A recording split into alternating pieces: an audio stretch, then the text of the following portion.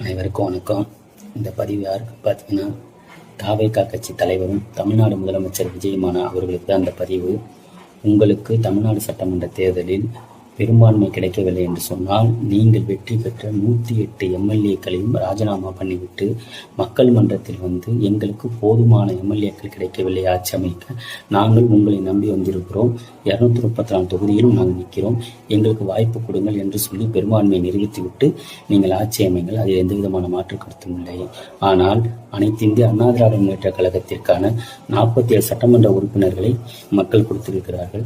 அவர்களிடம் ஒவ்வொருவராக ராஜினாமா பண்ண வைத்துவிட்டு குதிரை பேரம் செய்து கொண்டு நீங்கள் ஆட்சியை தக்க வைக்க முயற்சித்தீர்கள் என்று சொன்னால், இந்த மக்களும் தமிழக இளைஞர்களும் பார்த்து கொண்டிருக்க மாட்டார்கள். இதற்கான விளைவை நீங்கள் கூடி சீக்கிரம் அனுபவிப்பீர்கள். மக்கள் மாற்றத்தை விரும்பிதான் உங்களுக்கு வாய்ப்பு கொடுத்தார்களே தவிர, நீங்கள் திமுக அதிமுகவுக்கு மாற்று என்று சொன்னீர்கள். ஆனால் திமுக அதிமுக பண்ணாத அனைத்து தெல்லுமுள்ளுகளையும் நீங்கள் பண்ணி கொண்டிருக்கிறீர்கள். இதுக்கான விளைவு தொடரும். இதோட விளைவு தொடரும் என்று சொன்னால், தாவேகா அழிவதை யாராலும் காப்பாற்ற முடியாது.